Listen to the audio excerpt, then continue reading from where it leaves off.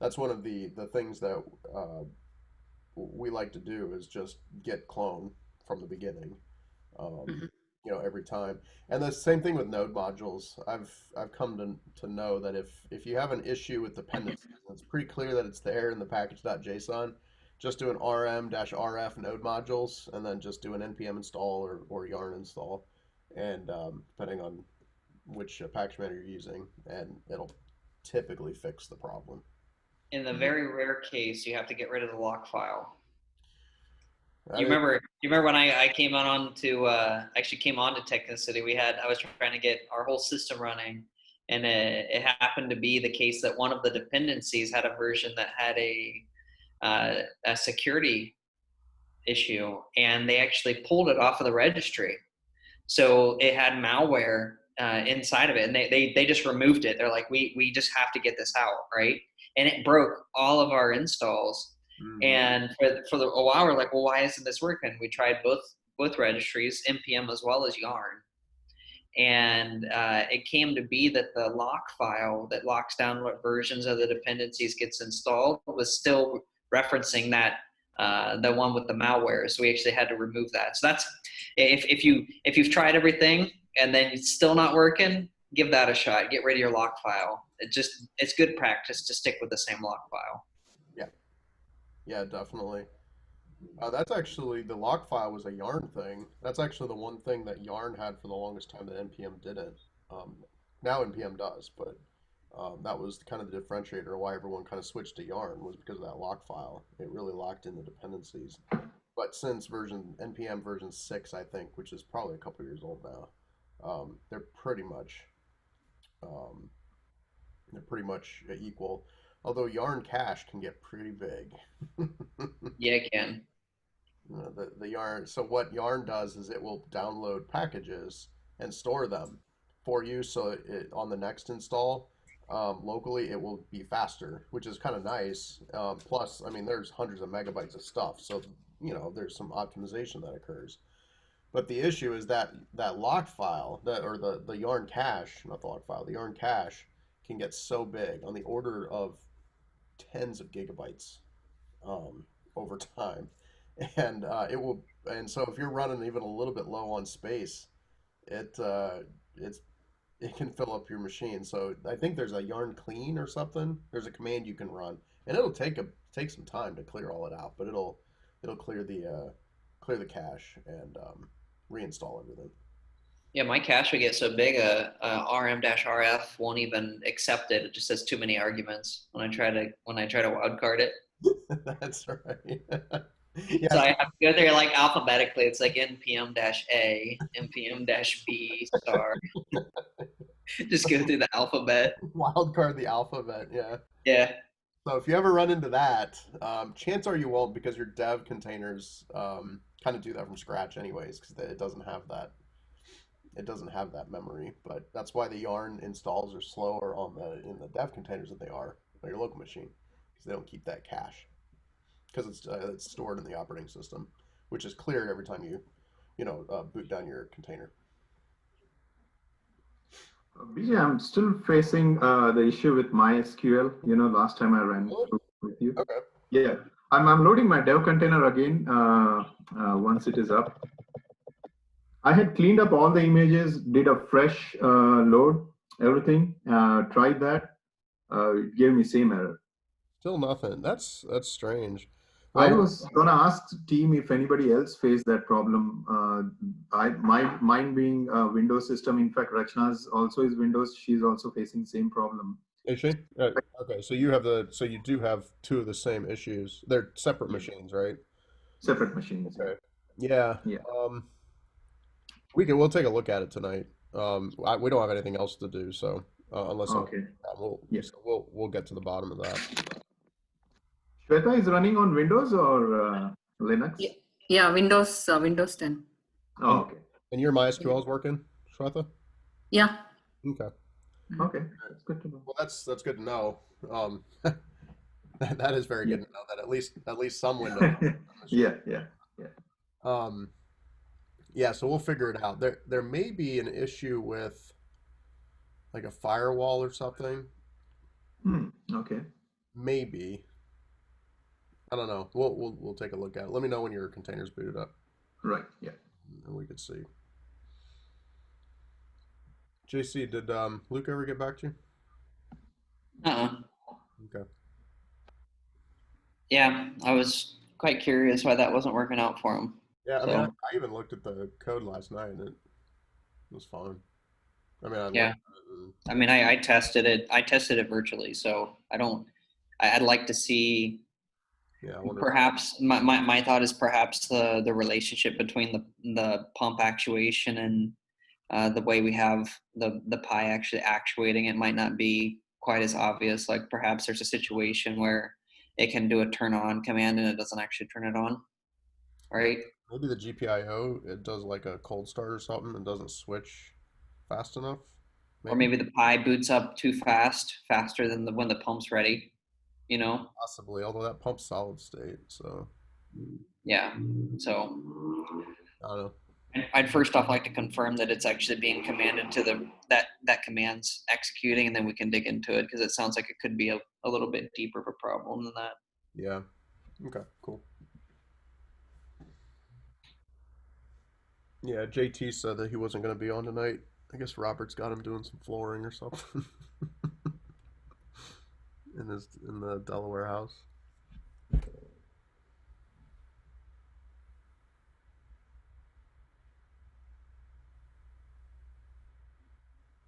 So while we're waiting for Sonet's container to start, anyone else have any questions? I saw Reeve joined. Just lurking. Yeah, thanks, PJ. Yeah, I had a problem with Sumo, but I just spoke with Justin.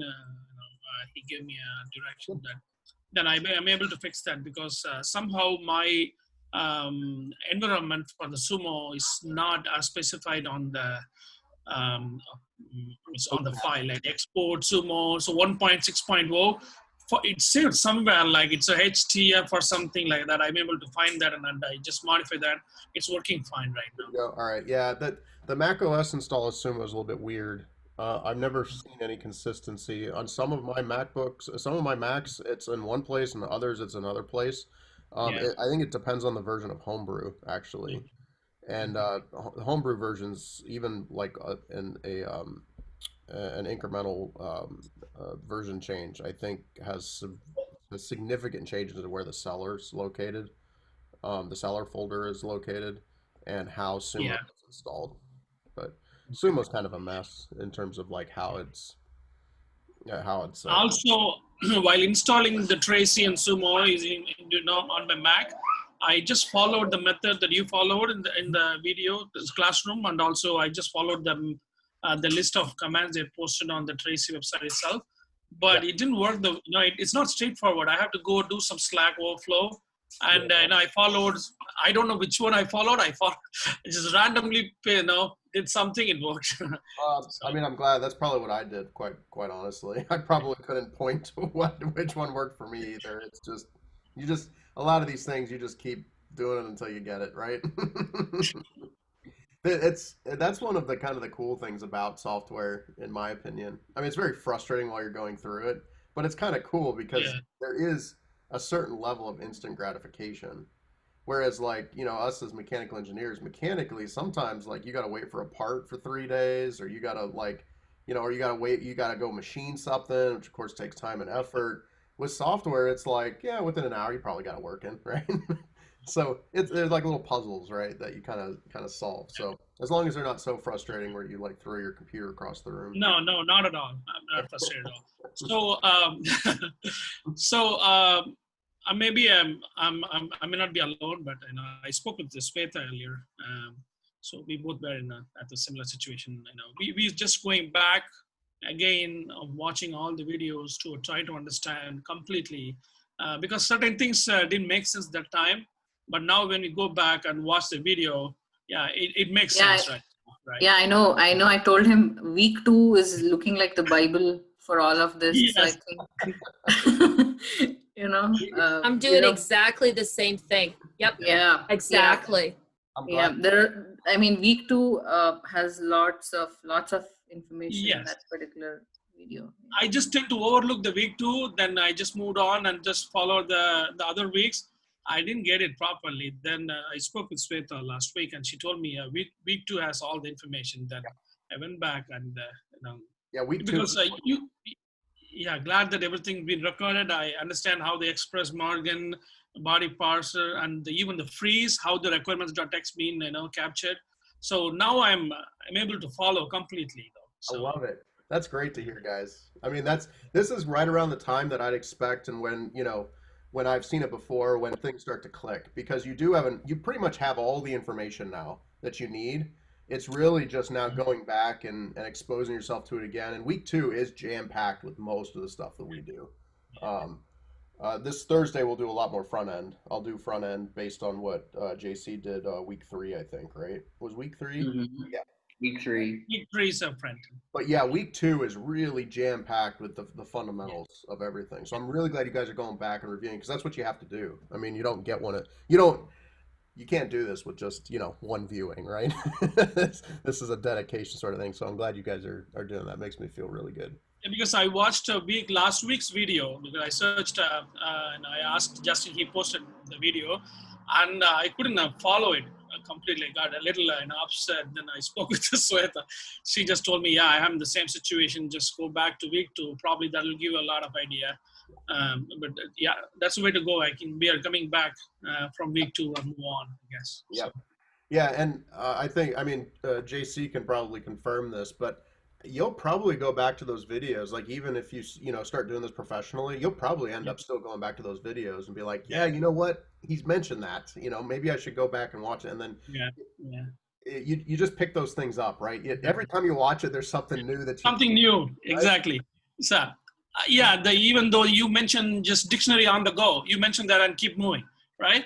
And now it makes sense. At that time, I didn't pay attention to the dictionary or something else. No, I didn't pay attention to that. Now it makes sense, what you mean, right? So I'm glad I'm recording this, because this is kind of it proves that it works. It's painful, but it proves that it works. No need for testimonials. We'll just put these blurbs up. Right.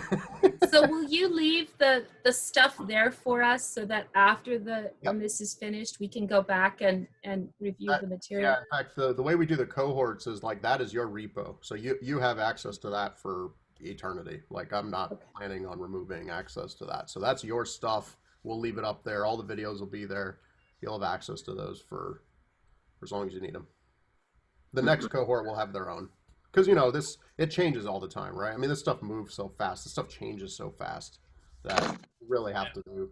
I mean, we're developing this content. Pretty much all this content's new. I mean, we develop it week to week. I was just developing Thursday stuff today. So you're getting the very freshest of fresh. Even I should share the Mozilla MDN helps a lot, like getting the examples, simple examples. Justin has been using what you call as a destructuring, right? You have used it.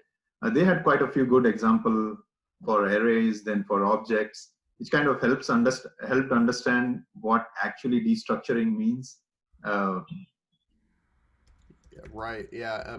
Let me see. Destructuring. I know what you're talking about, actually. Deserialization or yeah, it's this one, I think.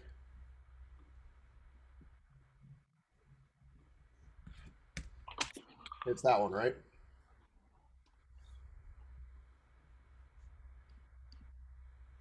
Because this one's really good. I've used this. Oh, yeah. Yeah, this is actually really good. So on Thursday, we're going to start diving into JavaScript and languages. So we're going to get a little bit more code now on Thursday, because we have to in order to get kind of a deeper look into front end. The better front end developer you are, which is what I've found, the better of a back end developer you are. Because front end's a lot harder than back end. But if you really understand front end development, your back end development gets really good. So that's why we kind of push it. Most engineers don't become front end developers. Well, I'd say half and half, actually. That's not fair to say. But we as engineers tend to migrate to the back end because there's a lot more data, a lot more stuff like that. We aren't technically design inclined necessarily, but the front end problems in terms of like engineering and stuff and systems are really fascinating because they're really complex systems. Really complex systems. And you'll see more of that over the next 2 weeks because we're going to focus on some front end stuff the next 2 weeks. Yeah, with React Hook, that closure, all that stuff. It's going to be fun. Talking about front end, I recollect I faced this issue doing week 3, where once your React app is active, I noticed while Justin was doing his exercise, it was auto transpiling. While in my case, it wasn't auto transpiling. So every time I have to Control C, make the changes. Then I did bunch of changes, and then again, started the React app. Interesting. So we call that hot reloading. Hot reloading. You're using the right term. It literally transpiles. So that's good. And you didn't use the word compile, which is good because it doesn't compile; it transpiles. So I'm glad you used the right word. But that's hot reloading, right? When you make a change, it automatically restarts. I went through Stack Overflow, looked for some options. Nothing worked. Many have said delete yarn.lock or something like that, and few other stuff. It didn't work. So finally, what I did is I kind of did a bunch of changes all together and then kind of did a fresh start. It worked, but I thought I'll figure it out if in case someone faced that problem and were able to resolve it. That's what I do. Sometimes it just doesn't work for some reason. Like maybe Create React app didn't install right, or the watching file system isn't right. The Watchman file. Even I tried looking through it. You did the Watchman. So usually, if that's the case, I'm like, this is a lost cause, and I'll just do a git clone, or recreate it and copy my code back or something. Yeah. Create React app is very complex. In past boot camps, we've actually gone through how to build up Webpack from scratch. Because Webpack, which I'm sure I think you mentioned it in week 3. Right? Webpack is very complex of a loading system. And in previous boot camps, we've actually gone through and built up a Webpack from scratch, config and all that kind of stuff. I wish we had time to do it, but honestly, I'm not sure. We actually talked about a long time whether we actually do that or we focus more on the actual front end stuff. We're focusing this time on more front end stuff because the Webpack nowadays it just kind of works, and you rarely have to deal with Webpack. And if you do, well, then you read about it and you learn about it, right? But chances are you don't have to. It used to be a couple years ago that you would have to deal a lot with Webpack, and so that's why we chose to do it. But nowadays, there's so much stuff in Webpack, and it's kind of an automated system now that you rarely have to deal with Webpack directly.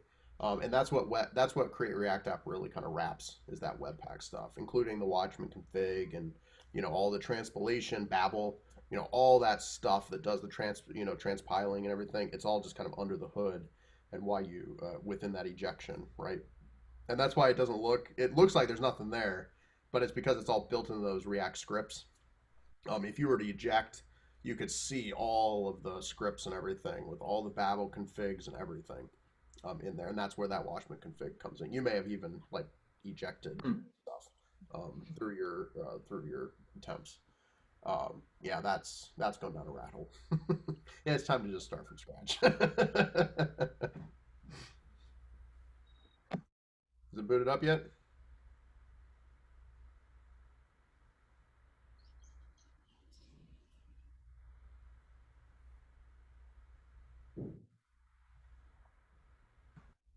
Sorry, it's taking a while. Yeah, no problem. What I had done is I tried again. I cleaned all the images and. Okay, so it's polling.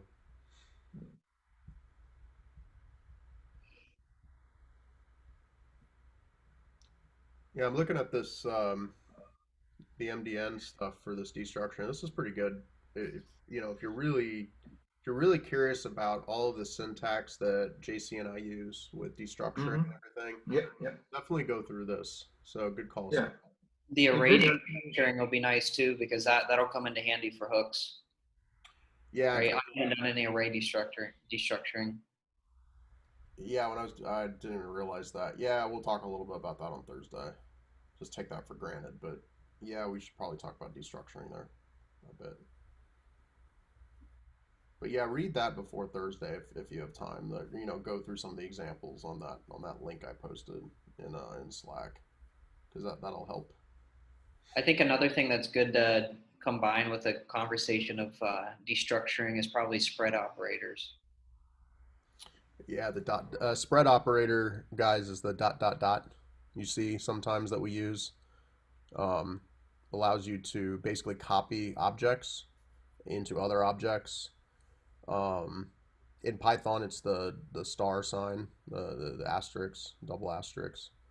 In JavaScript, it's dot dot dot ellipse, and you can do them in arrays too. Basically, is like a syntactic sugar.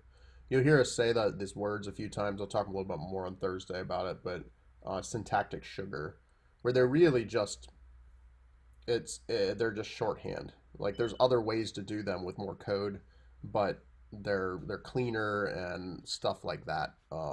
And so the dot dot dot is basically an introduction to the JavaScript language as of recently, probably the last couple of years, um, that allows you to do object assigning without a bunch of different, a lot of code and functions and stuff that we had to do before. So, but anyways, if you read through this link, you'll kind of see what I'm talking about.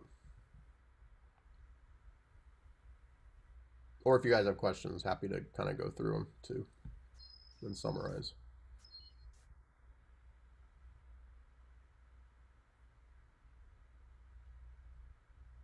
Yeah, there's actually a lot of stuff here. Let me while we're waiting for Sonat to for his thing to boot up, let me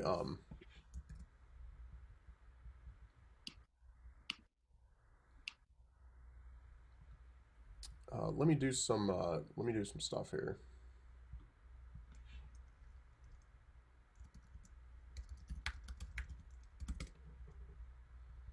So I just created a thing here. I just created a file called destructuring.js. I'm just to use Node, and so when there's two different types of operators that we typically use that may look a little bit weird that you don't see in MATLAB, you don't see in many other languages. In fact, you may not see them in anything unless you do like things like Lisp or Haskell, which heavily influences JavaScript. The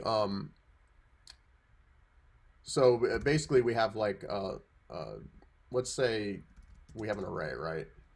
And we've got 1, 2, 3, right? And so if we console log this array,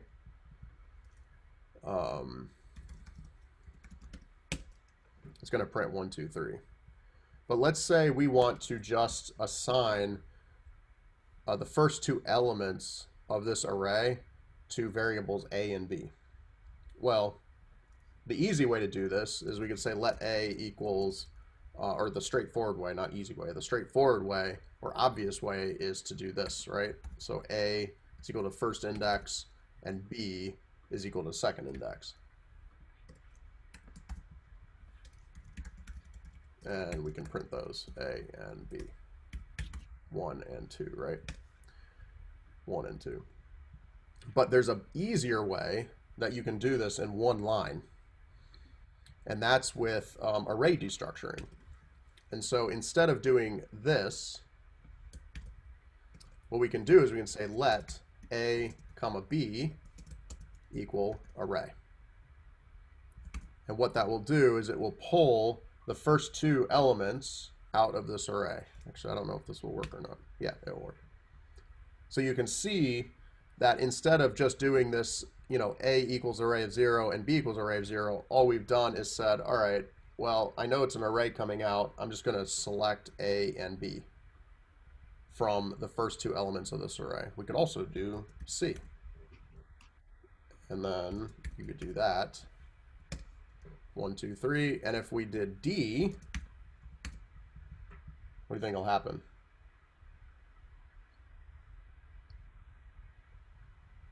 Anybody? You think It'll say it's not there. Either that or it's going to create one. Undefined? yeah, I don't know. I'm guessing that it's going to give us an undefined. Right. I don't think it will do a segmentation fault, but it may do a segmentation fault here because we're trying to access an element in the array that doesn't exist. So Let's see. Yeah, did undefined. So good call on that one. So anyways, that's destructuring. Then for an array, and you'll see this on Thursday when we do our hooks and stuff. I'll explain this again. Then there's objects. There's destruct, or there's the spread operator for objects. So let's say we have an object. Let obj equal a1 and b2, right? So a simple object like that. And we'll just do a let object 2. Let's do object 1 and object 2, C, 3, and D, 4. But let's say we want to add, or we want to put object 1 and object 2 together into an object 3. So we can say object 3 is equal to object dot assign a new object, and we can say object 1 and object 2. So that's kind of the older way to do it. So now we have an object with all of them, a single object, right, with A, B, C, and D in it. So this is basically an object concatenation, right? Or we can use what's called the spread operator, the dot, dot, dot. And so instead of doing that, we can say object 3 is equal to, and this is a bit more elegant, object 1, dot, dot, dot, object 2. So that looks a little bit more elegant from a syntax perspective, because all we're saying here is to say, all right, take this and then take some of this and put it together into object 3. And we have that answer. So that's kind of how the dot, dot, dot spread operator works. So like I said, it's syntactic sugar, right? I showed you two ways to do it. You can either do it traditionally with this object assign or these array, or you can use some of the cool little shortcuts and make it look a little bit more elegant. I think JCNR is just so used to doing the shortcuts because they're a lot cleaner, they're easier to read if you know what you're reading. The other thing about like this specific thing is these spread operators is we can also do like a z equals 99 there. So you can now just put in another key value pair, right? A new property in there. And so now we have that. So they're a little bit more powerful than if we were to do this in here, then we would have had to have also, I mean, we can do that, but we would also have had to do Z99, so that keep copying them into new objects. So it's a little cleaner if you're trying to do something like this. This destructuring or this spread operator is really nice in React, because when you're especially when you're doing like styles and everything within your React components, your JSX, which is also syntactic sugar, you can do a lot of object destructuring and stuff, which this syntax becomes a lot more elegant and clean when you're doing a lot of it and putting objects together and taking them apart and all those different things. So that's why we another really nice example of using the destructuring is like as a function argument, right? Where you could write a function where it only accepts one argument, namely like an object. Oh, right. And instead of actually breaking down the object piece by piece, you can just structure it immediately in the declaration of the function, just like that. So here's the function foo, and it takes one single argument, but it takes an object as the argument, and then we can destructure the fields, basically the keys in that object. So we can say foo of A, B, C.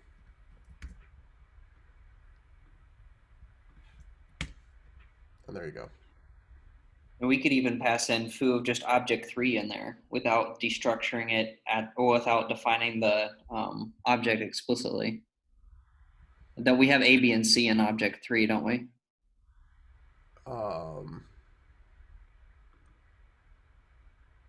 Let me see. You have A, B, C, and D. Yeah, so you could change this to just do object 3. like that, Well, yeah, 26. like that.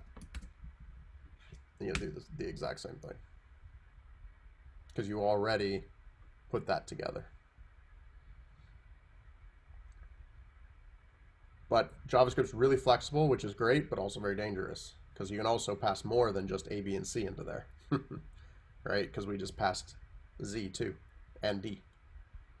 That's part of it. But we only needed A, B, and C. So it's kind of a self-documenting. I view it as more self-documenting than dangerous. Although it can be dangerous if you're relying not on your APIs and things, because that's security issues potentially. Yeah, I really like line 22 this is just personal taste because it sort of gives you named arguments, right? Yeah. Into your function versus worrying about which position you pass the argument in. Well, and then there's TypeScript, which we haven't. Yeah. It's a whole nother language.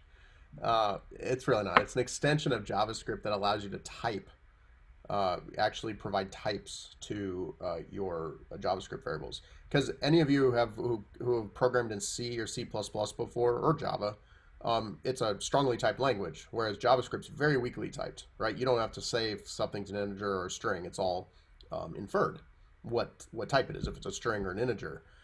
Well, that can be somewhat limited. It can be somewhat frustrating if you're developing in a large team with JavaScript. And so Microsoft developed basically a superset of JavaScript called TypeScript. And TypeScript extends JavaScript a little bit by allowing you to actually type your variables. So you can say this variable is going to be an integer, or this is going to be a string. And then what it does is it gives you a lot better auto completion. It's going to give you a lot more verification when you're testing, so probably fewer runtime errors and those types of things. So we haven't talked about TypeScript yet. We'll probably cover that in the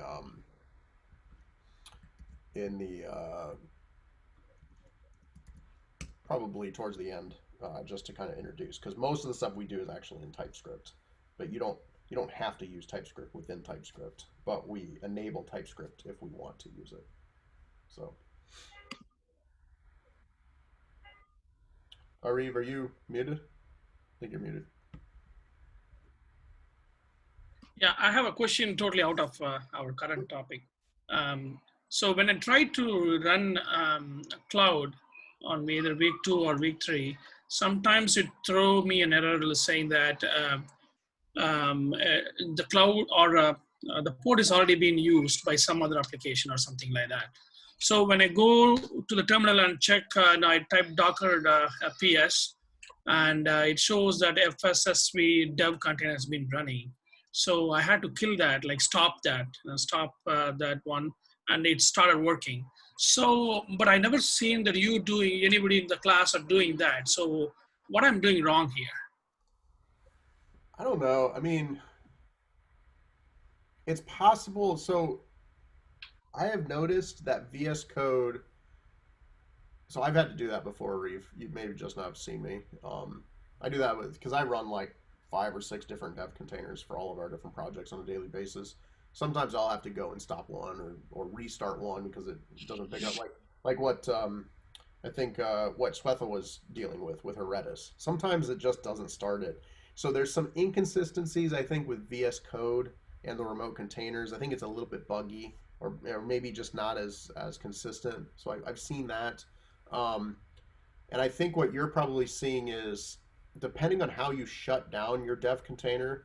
So if you leave it running, it's probably fine. But if you shut down or you disconnect, it doesn't always stop all the containers, I've noticed, particularly some of the sub containers, like the MySQL, the Redises, and stuff like that, the databases.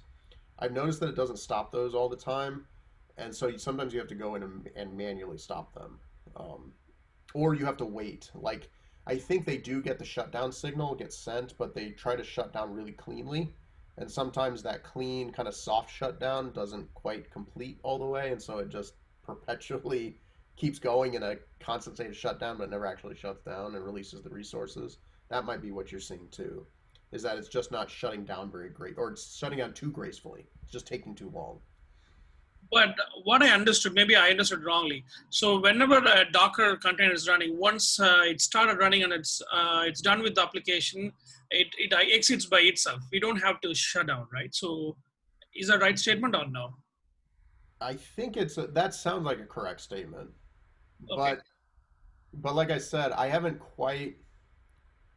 seen consistent behavior on that. My intuition and what I've seen most of the time is yes, it shuts it down, but Okay. occasionally one will continue to run, and I think it just doesn't get that clean shutdown command, or it gets a hey, uh, VS Code signals to Docker, hey, shut down the containers, and Docker will shut down the ones that are you know good to shut down. But then one, if it's like running or something, it'll get that shutdown command. It'll be like, yeah, I'll shut down when I get to it, kind of thing, because I'm gracefully shutting down, and then it never gets around shutting down. So I think I've seen that before. So I'd like to say that there's a very deterministic way, but I've kind of seen it both ways. So I don't think you're doing anything wrong. I think Okay. just however Docker's installed and the versions and all that kind of stuff, and how you disconnect. I mean, if you close VS Code but you don't disconnect, that will probably result in different behavior than if you actually go down and say disconnect at the bottom, the bottom left bar. So I do both, and I get varied results. All right. Yeah. Thanks, BJ. Mhm. Yeah.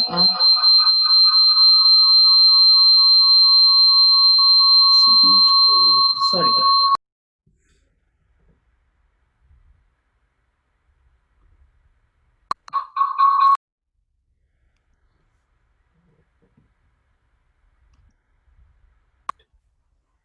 Yeah.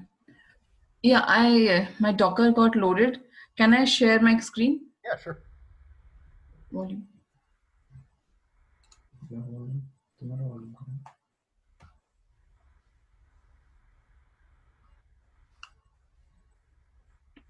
Can you hear me?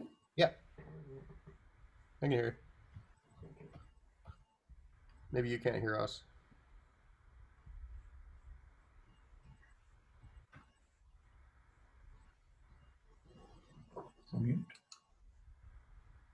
I can hear you guys.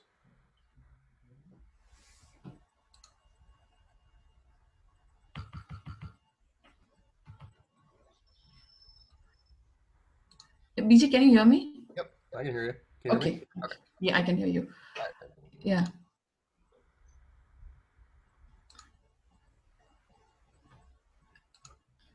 Can you see my screen?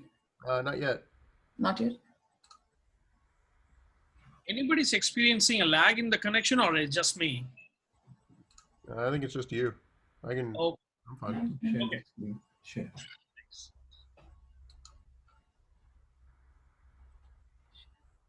There it goes. I can see it. Okay. Cool. Yes. These are the containers. Okay. Yep, that looks right. You've got Mongo. Can I see the MySQL? Can you go to the top of that Docker compose.yaml? Uh, The one that's open right now. MySQL.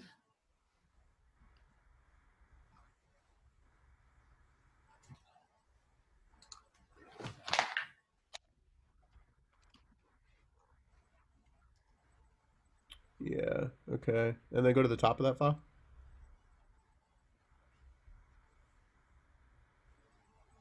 Okay, that looks right. Yeah, that's fine. All right, so let's see if can you click on your little Docker icon there on the left of your VS Code? See if it's running Docker or MySQL. Okay, so MySQL is running, so that's good. So everything should be good. So let's try to log into it.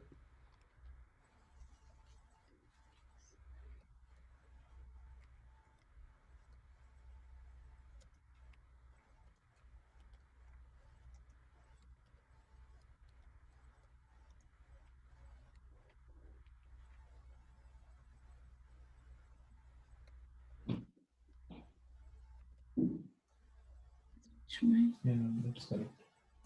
Should do it. There it is. You're Huh. in. It got okay. That worked. So Sona, worked. you're the odd man out. I'm sorry. Yeah. Mute kar. Okay. So I So guess Hang on. Hang on. yeah, you should be good now. So if Yes. that worked, then your cloud will work and everything too. Okay. But it's the same connection. Yes, thank you. you're mute. Mhm. Yeah, Vijay,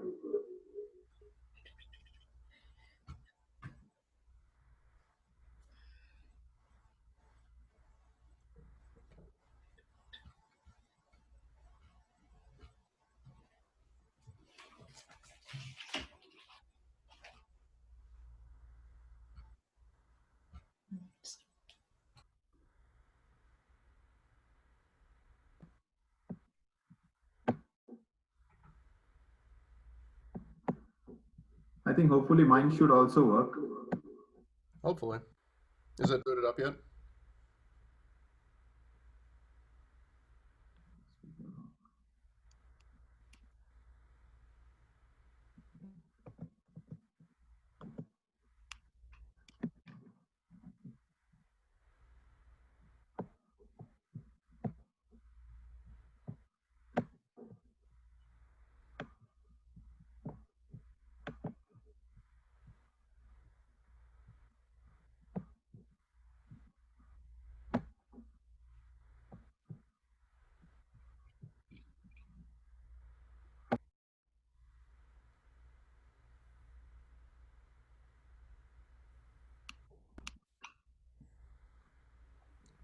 Hey Beth Ann, are you up and running and everything? Because I know that the Linux stuff was kind of tough, but you're good now, right? In terms of your databases and everything. I haven't tried the databases yet. I didn't try the stuff from last week. I've tried the stuff from the week before, but I'm behind. So my Good. intention is to spend the next 2 days making sure I got everything else going.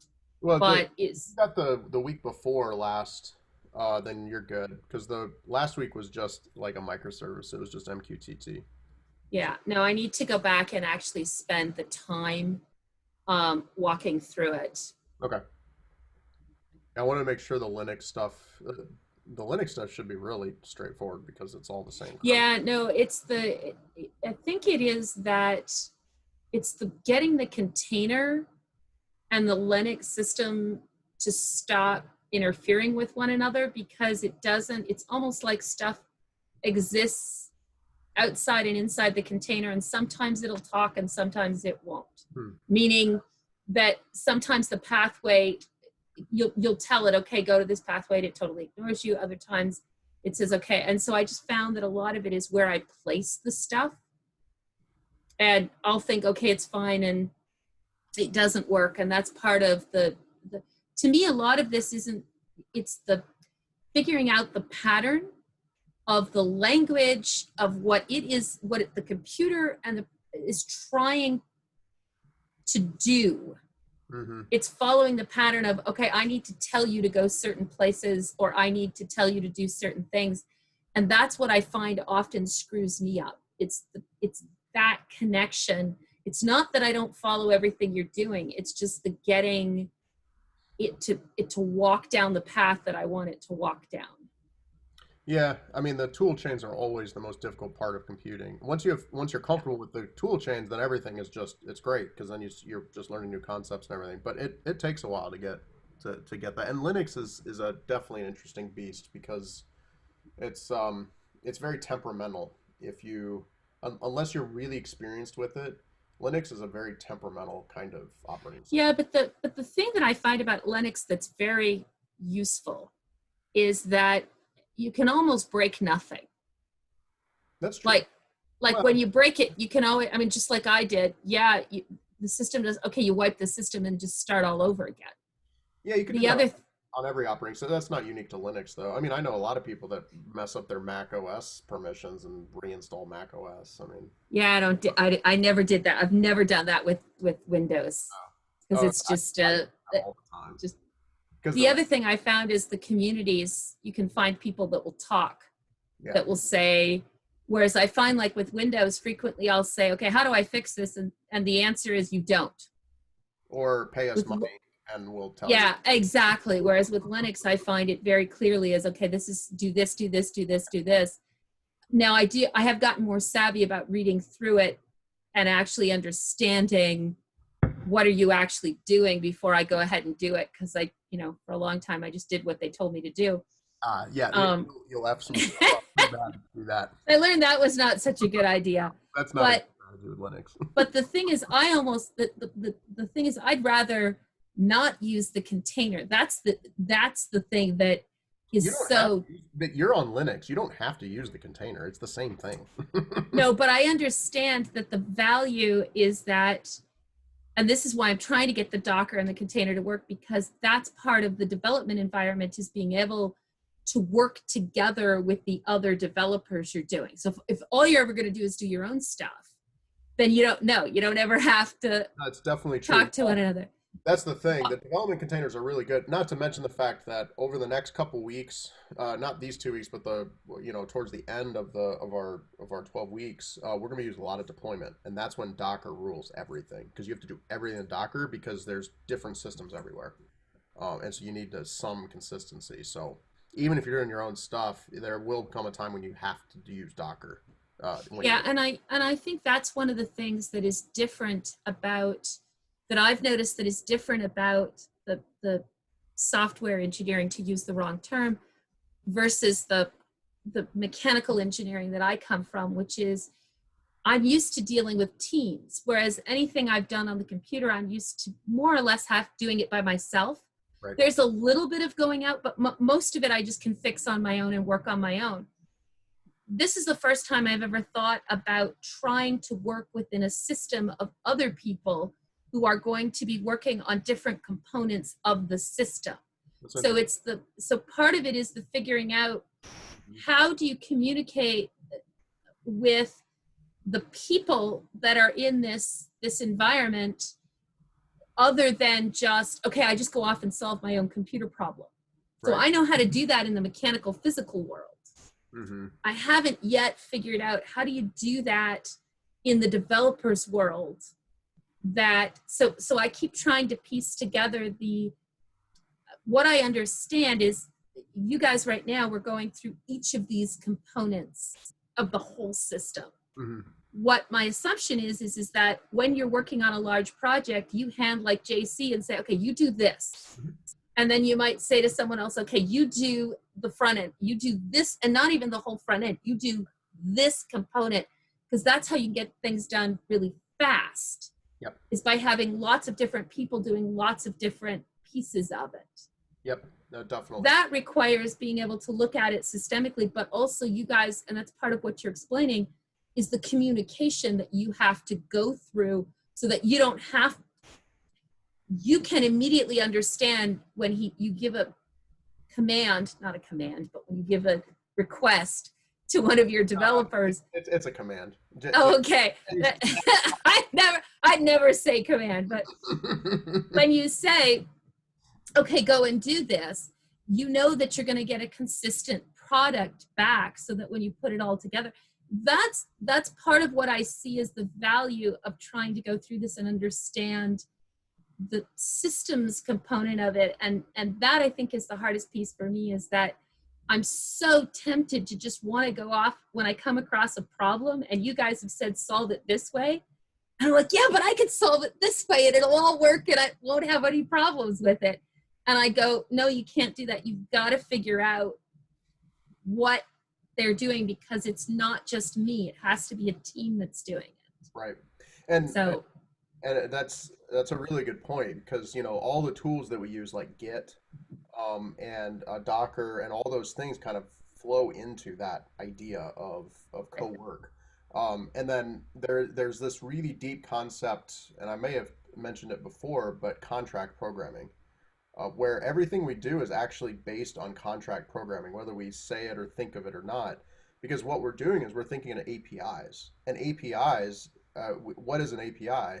an API, application programming interface, is just a contract that you have with your client. You're saying, if I will fulfill this contract with you if you speak the API, right? I mean, you're basically doing a contract insurers process. And when we do that, that's how we can go off and parallel develop. We're doing a system right now. Well, JC and Andrew are, and I'm just commanding. Basically, what's happening is we have a month to do this whole thing, and uh, basically you have no time to say, all right, you do the back end, and then I'll do the front end based on the back end. Basically, to do it in parallel. And what we pretty much did was figure out, all right, this is the API structure that we're going to use. We're going to mock out the API, but as long as the front end conforms to the API, they should, with little pain and suffering, match up. Because as long as the front end uses that API and the back end implements the API, we should be good. And so far, it's been really good. I mean, we've done it many times, so we know that that's how it works. But it's really just a contract. It's the back end developer has a contract with the front end to say, look, like if you request this API structure, these JSON documents, I promise that I will give you this information, or I will uphold this type of saving data or giving you this data back. And you can do that in parallel without actually implementing both sides.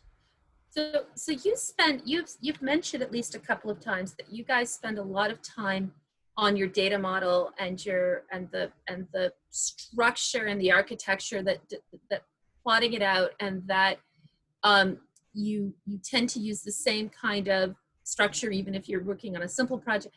Do you guys as a team, when you get a new project, do you sit down as a team and talk through the aspects of that project together, or do you sit as the main system, I mean, as the one sitting on the top of that system, as the kind of full, do you do it where you kind of say, okay, this is the structure, like, yes, we have this structure, but I need these things to fit together? Or is it that you as a team build that structure together?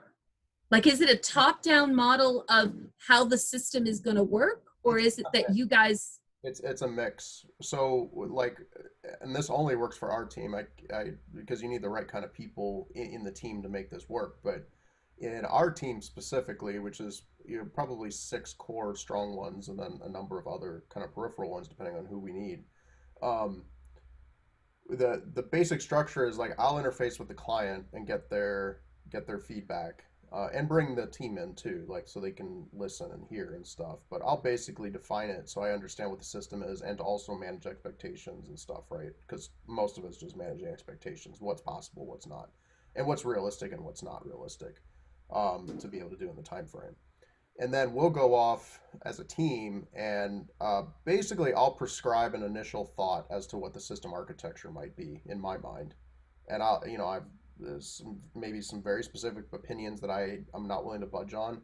Most things, and JC can disagree because he's on the receiving end of this crap of me just prescribing, is typically we'll do a back and forth, and I'll put forward a general idea. We'll together come up with a general idea of how we want it to go, and then it's really more of an evolution at that point.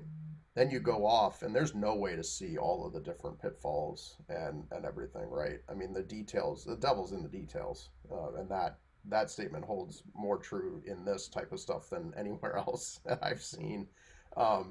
It's, as you're going through, it's like, oh, we didn't think about how this media stuff was going to work, or how this file upload was going to work. I'm pulling a specific example, and JC ends up having to make a massive amount of decisions architecturally through the entire process, and I'm out of the loop then at that point, which is fine because we generally think alike, and it's fine. And then we'll come together. JC will be like, hey, let's have a Zoom call real quick for like 15 minutes or 20 minutes, and we'll review it. And I may have a strong opinion, but most of the time it's like, yeah, that's cool, let's just get it done, kind of thing. So it's a constant evolution. We have a general idea up front, but it never actually ends up that way, right? It's always different. And so yeah, it's a very team sort of kind of development. And yeah, it's an evolution. JC, do you want to add to that? I guess the thing I would add to it is I would say this is just off the top of my head, but I would say out of my gut feeling is probably only 5 to 10% of our time spent having conversations is actually looking at code. Yeah. Right. We really don't, like we are at the point where we really don't get into the weeds all that much. The data model is critical, so we usually walk through the data model together, and based on that, we can essentially imagine what the entire system is going to look like. I mean, you get about 90-95% the way there just by looking at the data model. If you're used to working with a team, and essentially, like we try to follow a set of REST conventions on our APIs. REST is a little bit it's a little bit ambiguous in terms of certain edge cases, but other than that, like for example, if Andrew is on our teams working on a front end, I mean he's pretty comfortable up to this point with the way I'm going to be structuring the API, right? So he can already guess based off what the data model looks like exactly what the API is going to look like, right? And that gets you the majority of the way there. The rest of it is just a little bit of iterative back and forth when you get through like the fine details, but it's just like we're saying here. I mean, you focus on where the interfaces of your systems are communicating, right? And essentially what's the data look like. But in terms of actually saying, oh, how do I implement this overall logic to make this happen? I mean, that's not something we have to spend much time speaking about. I mean, those are implementation details. Yeah, you just figure it out, kind of on your own. And most of it is patterns now. I mean, there's very few. I mean, if we run up against a cool problem, and it's like, hey, I want to bounce this off you. Like those are fun to talk about. But most of the time, it's just pattern stuff. It's just tedium at some point because in one way or another we've implemented it elsewhere.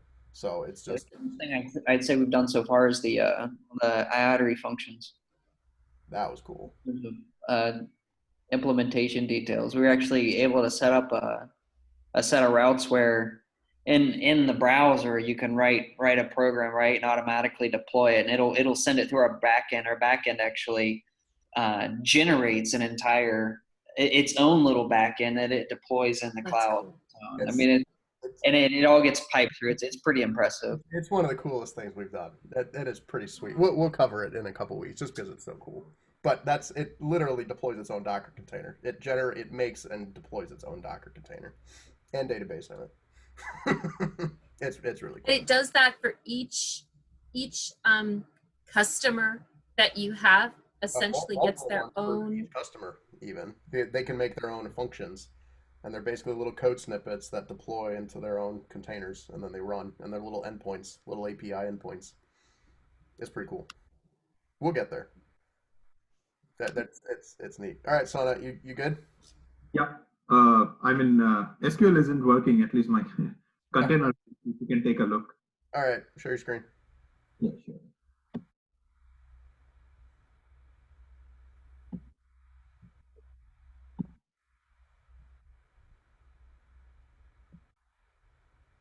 You're able to see it? Yep. Host 172.18.0.5 is not allowed to connect to this MySQL server. That is strange. Yeah, this was the same error Rachna was also getting, but I don't know. She shared the screen with you and it worked. So I was hoping mine will also work once I share. No, there's something going on. Can you pull up your Docker desktop? Sure. Uh, You may have to share your entire desktop. yeah, I'll do that. So JC, I think this has to do with there's some network bridge configuration that's different.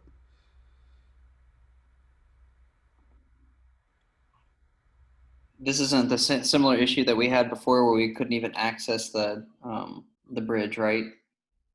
You mean on But Bethlehem's? yeah, I think it may be related, but I don't think it's the same. Beth, did that issue go away when you reformatted? By the way, Yeah, it Which went. issue? Sorry, it went away. Yeah, we were able. When I had to wipe, I had to rebuild the whole system. So I wiped everything. So, and I got a new motherboard and a new CPU and a new video card at the same time. So I started all over from the beginning, and I had some problems, but eventually got it working. Yeah, that had to be some network issue. Yeah. Well, it was, I think part of the problem for me was that when I set up the system, I didn't have a router. So I set it up that the Linux machine would actually dial in directly to the internet provider. And the problem is that because that was happening, whenever I would try and do anything on the machine, it wasn't connecting properly. So once I got the router, a lot of that stuff disappeared because it could update immediately. It didn't have to log into the system to. Yeah, you were doing. I think it had less to do with the login and more to do with the static IP, because Docker is Yeah. IP leasing, and you weren't Yeah. getting leased an IP address. You were basically saying I have a static IP from the fiber ISP. Correct. Yeah. Which was messing with. So I established the IP when I set up the system initially, and like 4 years ago. Yeah. And it worked fine, but it didn't with this. Yeah. When I tried to do this stuff, it just couldn't deal with it. So, Sona, can you push the little settings button up there? Yeah. At the top, like a little gear. Yeah. Sorry, I think.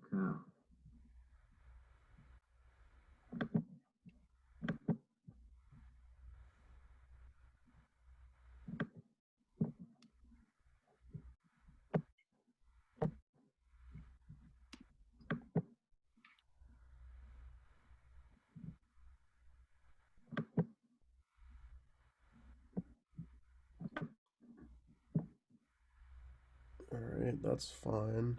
Can you click on the resources?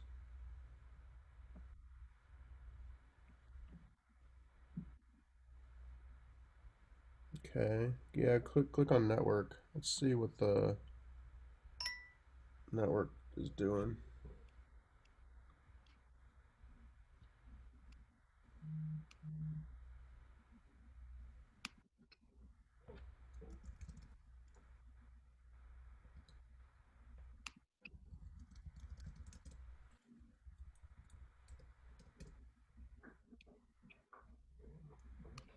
So Docker subnet 65.0, so you got a 28 CIDR. That should be fine. That's pretty big.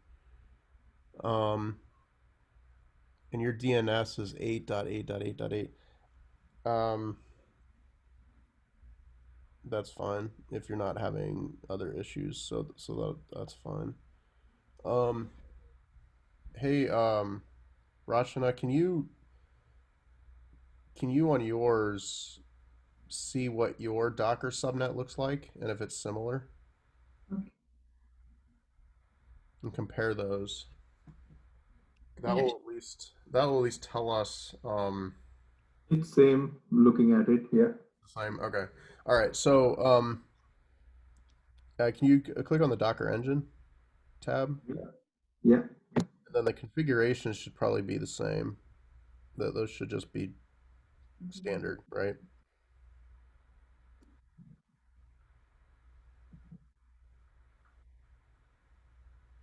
I mean that's fine. That doesn't look bad at all. So all right. So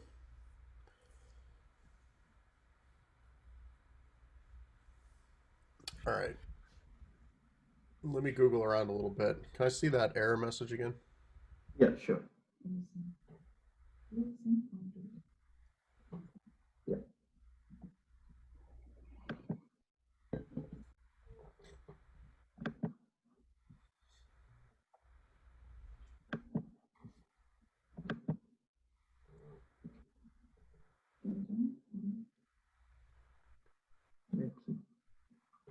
All right. So host.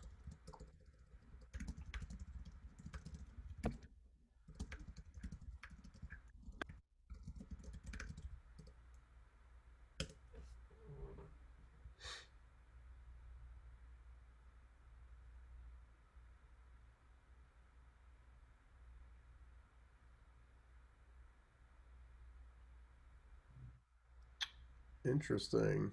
All right, so top result. I guess this is a common, looks to be somewhat common. Looks like the first one that seems to work that has the most upvotes is removing the volumes configuration. You said that you cleared everything, right, Sonat?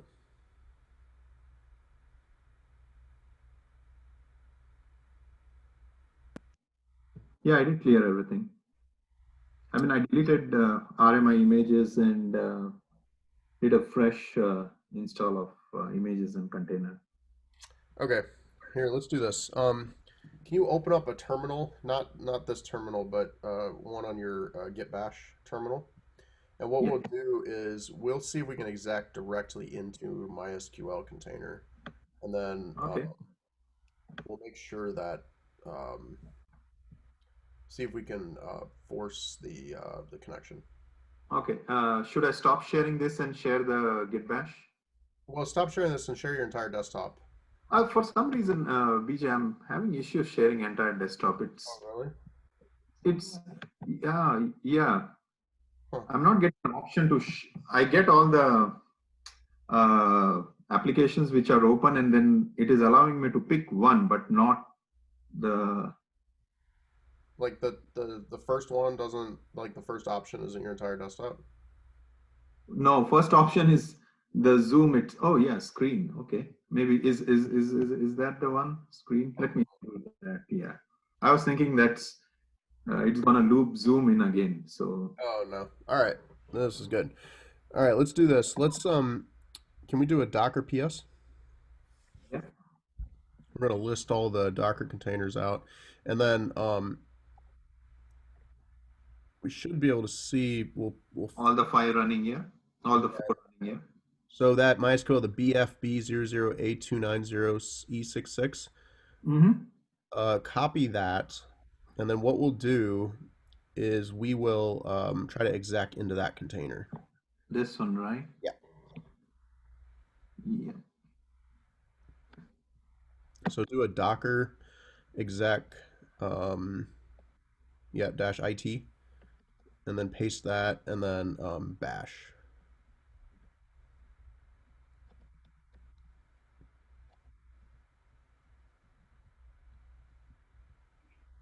Okay. So we're in the MySQL container. Can you do a MySQL-u root -p root?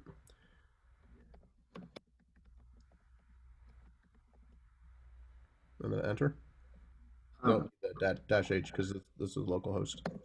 So it's just by default. No, you don't need the -h. Oh, is it? Okay. Yeah, you're in the MySQL container, so it's Oh, local. okay. Yeah, makes sense. Interesting.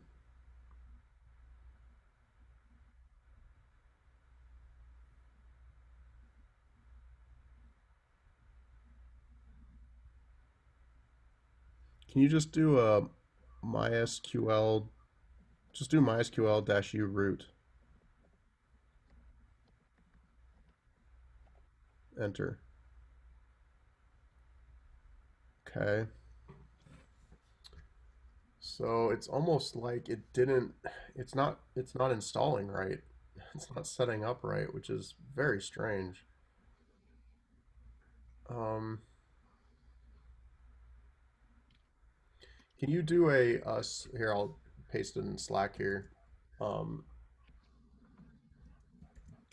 that inside of MySQL.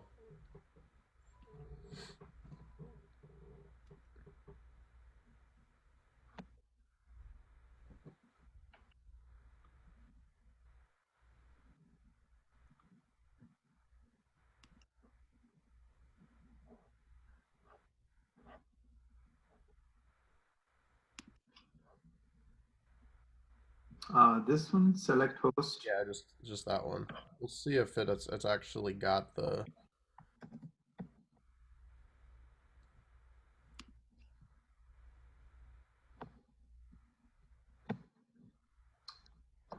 Is this correct?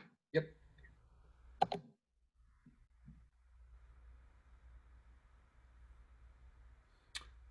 Interesting. So for whatever reason, all right, can you do a explain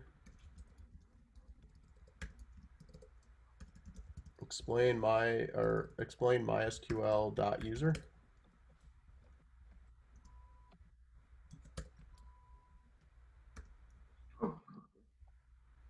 Oh, semicolon.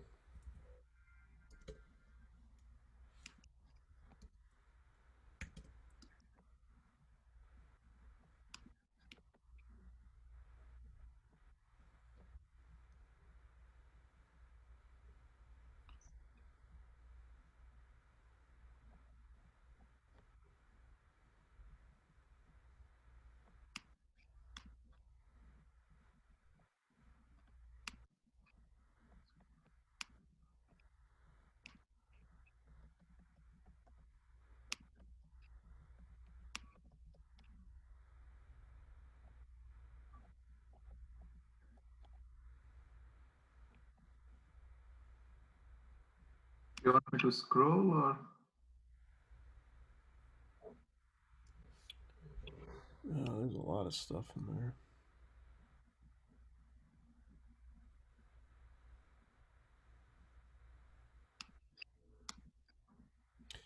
All right, let's do this. Before we try to add a user, um,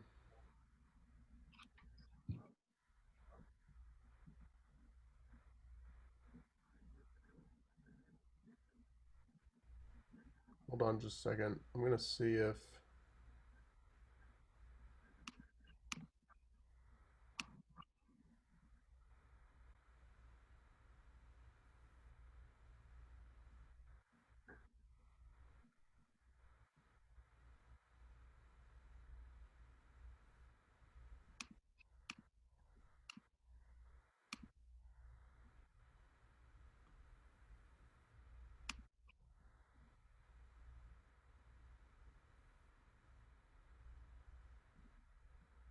yeah, just a second. Let me see if I can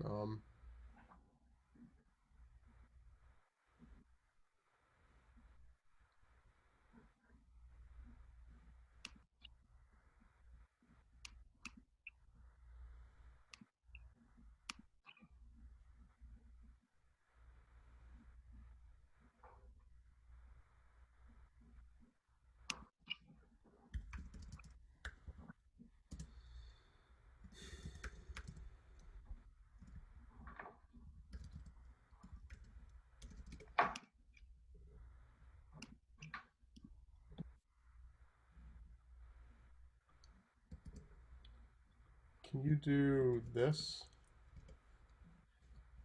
Um, run that one.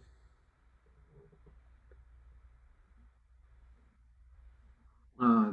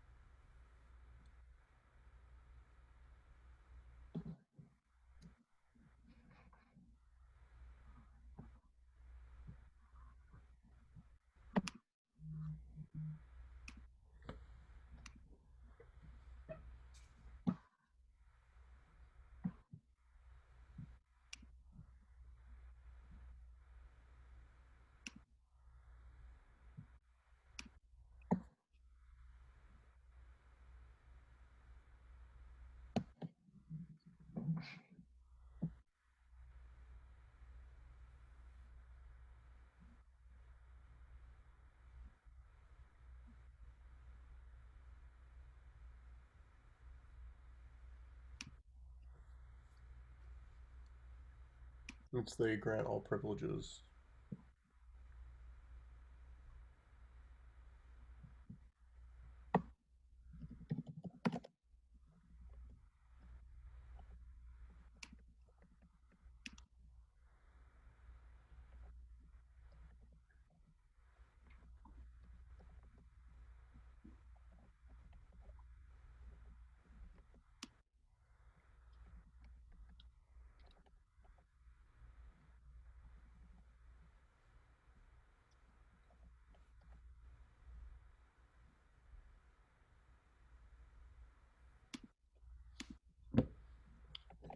Is your computer locked up?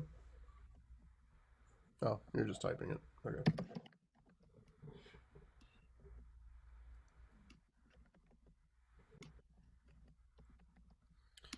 I'm hoping that that will allow it to connect.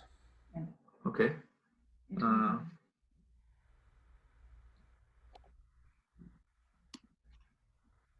Okay. Let's see. Go to your dev container now, and let's see if it'll connect now.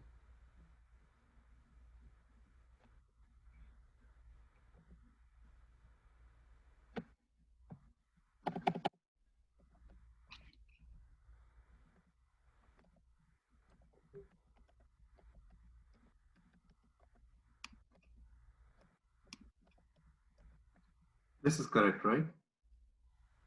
Yep, that worked. So for some reason on your MySQL install, and I have no idea why, Mm-hmm. it didn't create the ability for an outside machine to connect to it. Okay. And I don't know why that would be because everyone else's does. I wonder your computer's looks like it's running real slow. It is. I face a lot of problem when I'm live on Zoom, and many a times that's why I switch off video. I Just see. Yeah, yeah. I suspect, or this is total guess. I have no idea if this is the case. It's Mm-hmm. possible that there's some resource problems, like there's some memory or hard drive or some Okay. resource Mm-hmm. limit that's running into, and it's dropping some things when it's doing the setup of your The computer. build. Okay, I understand. That's the only guess I can say because you guys basically have the exact same setup. Uh, Right. and that one weird little thing, I mean, you're using the exact same containers, you're getting the same images, everything. So, Right. um, anyone else see why that would be? That's such a weird thing. Sorry about that long wait. Actually, what I made mistake when I ran Docker container, I had checked out master when I cleaned everything. Hmm. So Docker Compose YML was old, and uh, only the two containers got installed. While we were discussing, and then I realized I have to check out on the branch. Oh, I gotcha. Yeah. Yeah. So Yeah, and additional yeah, work. Yeah. yeah. No problem. So yeah, So my you may question have is, to go through that. sorry. Make sure to write that down because you may have to do that again if you bring your container down and bring it back up, and Okay, yeah, yeah. it does. Although that should be saved in the volume now, so you should not have to do that unless you purge your volumes and stuff again. Right, But right, so you shouldn't have to do that again, but keep track of that if you might right. have. Okay. So what we did is we entered our MySQL container from Git Bash, and then the last command that you shared on Slack is what I will have to do, right? Correct. Yep. And only that one.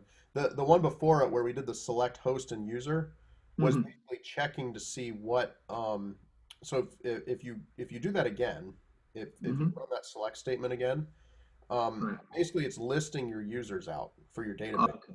but Okay. you're looking for the percent sign in the host column.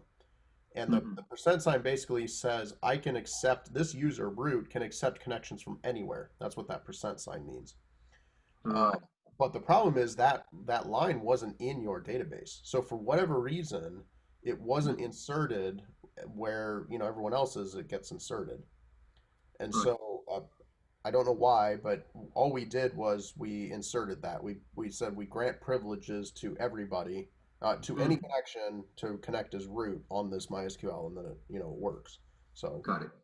for whatever reason, that permission was not granted.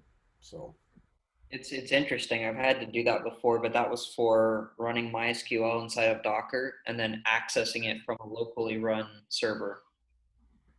So like for example, I wanted to access it via Table Plus, mm, and we can do that inside of our environments right now. But in this case, I wasn't running everything inside of Docker, right? So I was running, for example, a local node server, and then accessing the MySQL of that Docker container explicitly. And in order to be able to actually sign in from a local MySQL client, not one from within the Docker environment, I had to go in and grant all privileges as well. So Yeah, it's just weird that it's not it didn't do that automatically for the Docker Compose. And maybe like the order in which they start up. Maybe MySQL starts up sooner than others. So not because your resources are so limited. I don't know. Could be possibly, yeah. That's my only guess. And a that's a wild ass guess. I don't know. Vijay, what's the command to exit out of it? Just Just exit. yeah, okay. Yeah. I was trying Control C and Yeah, Control C won't work for that. Although maybe if you do it a couple times, it'll finally have it. But oh, okay, it's working. yeah, no, I'm pretty confident that'll work now. I know exactly what the problem was. It's just weird that it set itself up like that. Yeah, really strange that it set itself up like that. Thanks for resolving it. Learned something. I'm glad we recorded because that'll probably help others too. Because that I have had to do that before. That's why I knew to kind of do that. The other thing is I was reminded from it by that the GitHub issue link. A lot of other people have that issue too. Right. So, and then if you want more information on what that grant all privilege is, where that came from, that's the Stack Overflow that I copied it from. Yeah. A quick question for the mistake I did, just before relaunching the Docker container where I was checked out on master. So this is something, this care always one has to take once a branch is created and your Docker Compose YAML file is in the branch, you always stay checked in. I mean, you don't check out to master or? I don't know. Could you say that again or restate the question? I guess I didn't understand the question. Um, so what I had done, when I cleaned everything, for some reason, when I went into development container, I was at master origin, On the master branch and not the data. master branch, yeah. And so there was the old Docker Compose YAML on the master branch, and I did my load using that, and that's where rest of the containers didn't get created. Then I realized I should check out databases.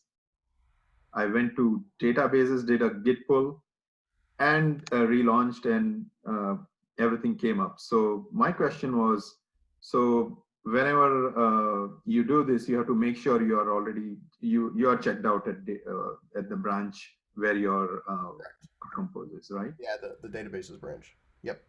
Yeah, Okay, and there's no permanent solution for it. I mean, if I even if I do git clone and save those files locally, since I'm connecting, if I check out of database and go back to branch master, then it will overwrite the recent most Docker Compose YAML file. it won't overwrite it unless you don't check it in, but Git won't let you use it. There's a lot of protections in Git, so it's not that it overwrites it. It just Mhm. switches the branch. I mean that the actual code is still in Oh, Git. okay. It's just you can switch back and forth. In fact, a common development mode that we will do is we'll actually switch back and forth between branches quite frequently Right. based on like Okay. so oftentimes in Git, which is a very powerful thing, we will separate like feature development. So let's say like JC's working on a file upload feature. I'm working on a I don't know like some sort of algorithm feature, and someone else is working on another feature. Like we'll just branch based on those features off of like a master or development branch, and then we'll check them back in. But we may switch to each other's branches all the time. Like if we have questions or we want to see if something's working on someone else's branch with ours, we may switch to that branch, but then switch back to our branch. And that's why Git committing and Git pushing is so critical, especially Git commit, because Git won't actually let you switch to a new branch until you commit any changes that you had on your current branch. So if you have any changes on your current branch, Git won't let you basically switch away and lose those. You have to make an actual effort to say, no, I don't want these. So you can do a Git stash or get reset to the head, or you can commit your changes and push them so that they're saved in your current branch, so that when you go back to it, you'll be able to find it. So yeah, it's not that it overwrites or it's lost. It's just that it's just on a different branch. It's all kept in the hash structure of the versioning within Git. It's quite a fascinating system if you dig into it. It's pretty cool.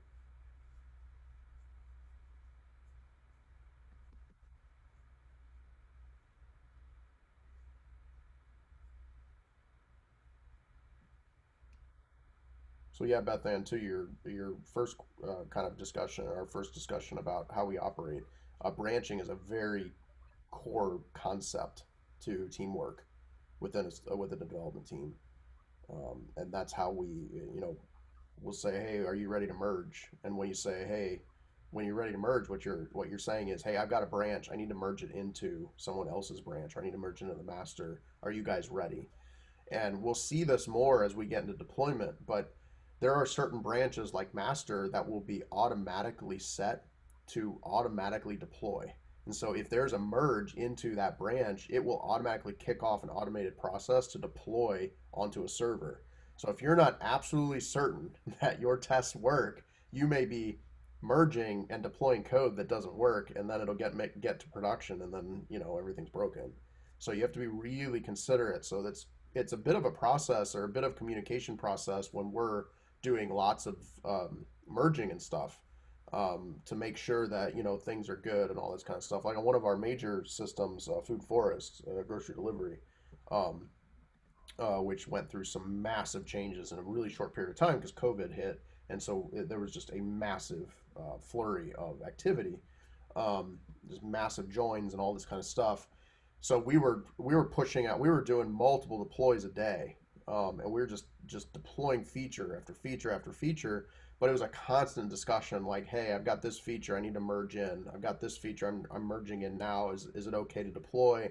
And then we would actually have we have a development, we have a staging, and then we have a feature. We have a production. And so you would do a merge to staging. You'd get the business team to verify, the product team to verify that the things were okay, and then you would then deploy to production. The thing that makes that difficult, and we'll get into all this, some get on a soapbox here, but we'll get into all this in deployment, is the code is not actually the problem. The real complexity is in the data model. So we were having very structural data model changes on a very, very consistent basis.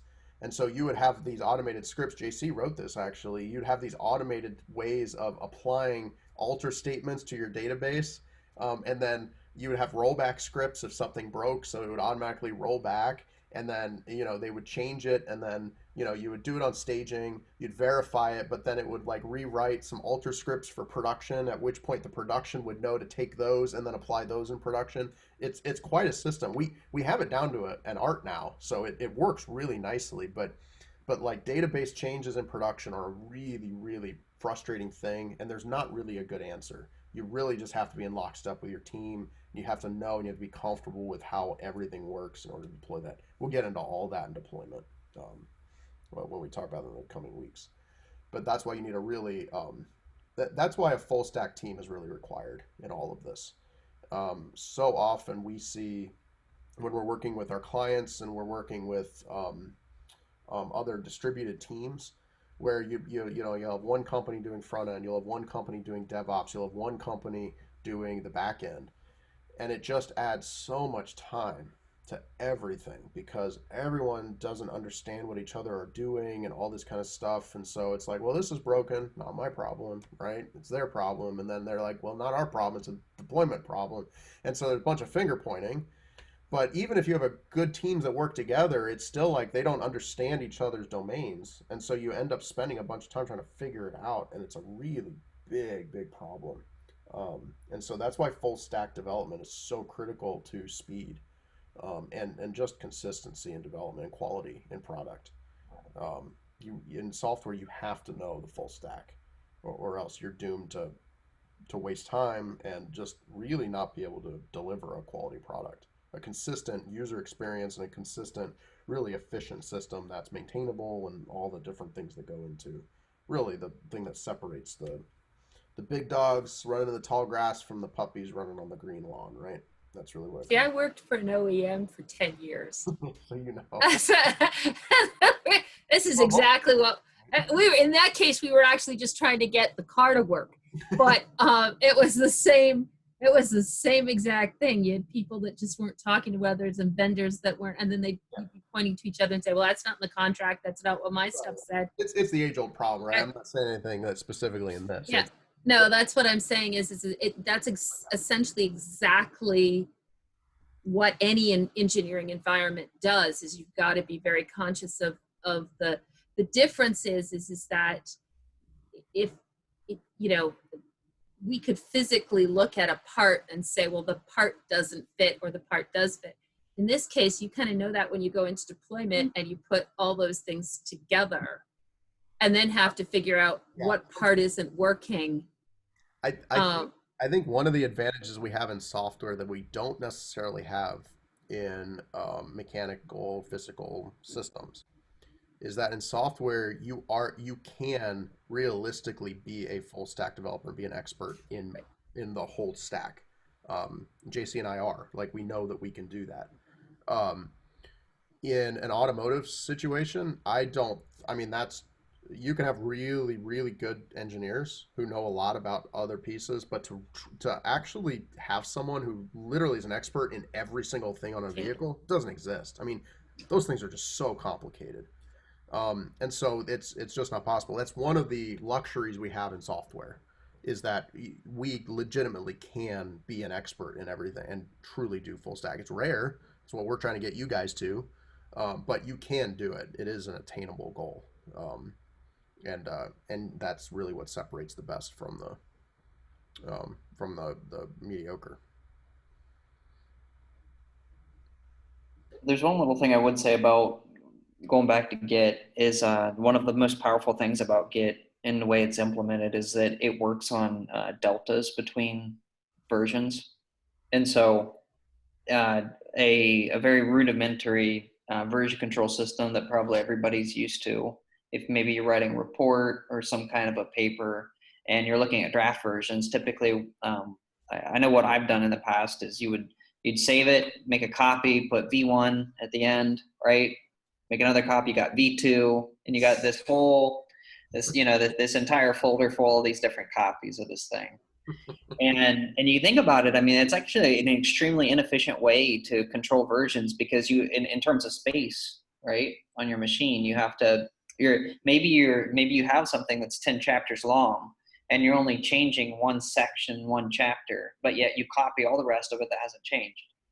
And one of the strengths of Git is the fact that when you do make commits, it is actually committing a delta. So when you go from, the initial part of a repository up to your final product, you are just adding up a series of deltas that could be adding and removing, right, all along the way, and it does it for the entire repo. Now, why am I saying this?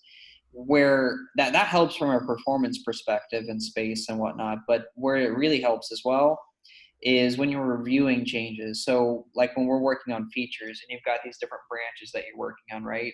So you've got like a master or a primary branch, whatever you want to call it, and then you've got some feature branch you're working on. When the rest of the team wants to see what's happened, they can literally go in and just say, look at the delta, and you can see precisely what changed. You don't have to review all of the code, because you would never go through the entire code base. But once you've gotten familiar with it, you can see, oh, they changed these chunks here and these 5 files, right? And that's enough.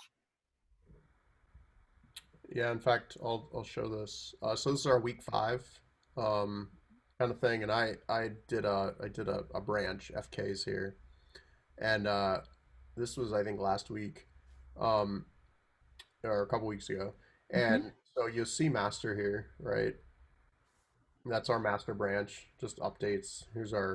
But then if we go to branches, here's our request here, and then if we go to commits, I had a couple of commits. So this commit specifically, I can click on it, and you can see that when we're reviewing changes, when I clicked on that commit, I only changed one thing.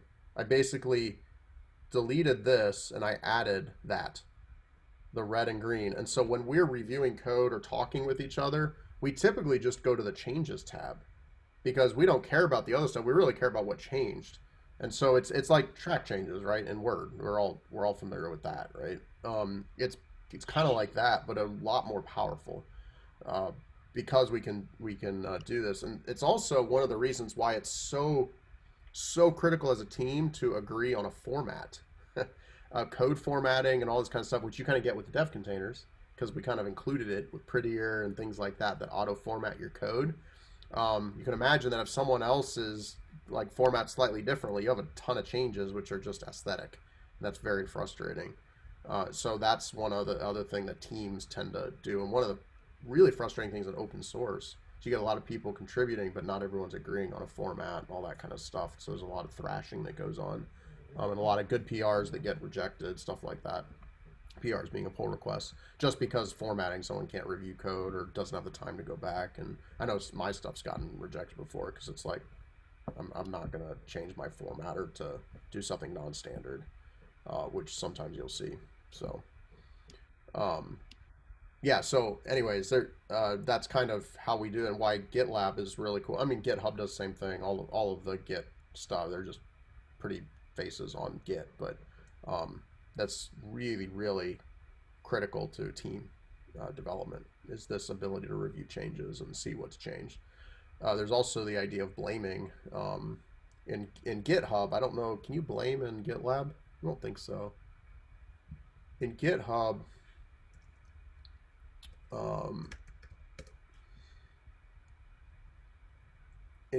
you can actually do a blame. I probably shouldn't show that. That's highly confidential. The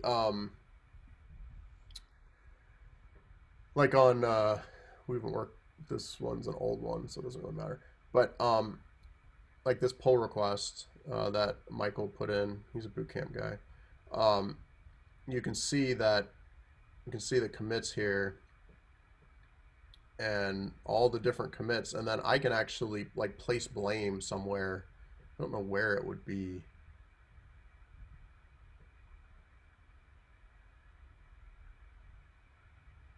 Maybe they removed that. There used to be an ability to actually place blame, to say like there's something going on here that's wrong. Someone needs to go fix it, and or whoever like put it there or whatever. Yeah, I think. So it's a way of essentially saying there's something about Right. what you're doing, your little area. Go through, and so Right. it's essentially like we would assign things back to engineers and Yeah. say you need to go and there's something wrong with what you're doing, or there's a problem, and it gets assigned to you to fix it because you're the one responsible. You may not have written it, but you're the one that's responsible for doing it. In this case, my assumption is that somebody wrote it, and Right. therefore you say, okay, something's not working with this, go back and essentially fix Right. it. This is a very Linus Torvalds, the guy who did Git. But Git blame, it just shows what revision an author last modified. Um, he's a bit of a character, but you can see that there is a whole review status thing, and this is value added stuff on top of Git that like GitLab brings, or in this case GitHub. This is GitHub, this interface. We use GitLab, which is what this is, but it's the same thing. It's just different strategies. We like GitLab because the CI/CD is very powerful. The GitLab is a little bit further ahead, or was in CI/CD than GitHub was at the time. But yeah, exactly. It's really an approval process. Really large corporate enterprise teams will go through an entire approval process. We don't do that. We basically we prefer to move fast and break things as opposed to stump yourselves in terms of time just to make sure that something is perfect, which nothing will ever be perfect, right? So it's just style. We've started to actually be asked to go into larger organizations, particularly in healthcare. We're getting a lot of these things in healthcare where we're asked to go in and kind of teach their teams how to move faster, and use different tools. And it's more of a culture thing to just show them. Not that they'll ever, like, they'll meet somewhere in the middle, and we know that going in, but it's more of they give us a project, and then their developers basically watch us and just kind of just show so that they can maybe adopt some of the patterns and the style and the communication strategies and stuff like that. So we've been doing that. We've started doing that recently, actually, going into larger organizations, kind of showing how we operate. But what I've found is that they watch and they like it, but they realize, oh, we have to be full stack. In order to make this work, we also have to be full stack engineers, system engineers, and that's not something everyone's capable of. It's lovely that you do that, but there's no way we're going to do it here. That's you guys will get there. I mean, if you've made it this far in this, you guys can get there. I mean, it'll take some time. Like, this is not something. No, I meant to the people you're consulting are sitting there watching you going, well, that's lovely that you guys do that. There's no way.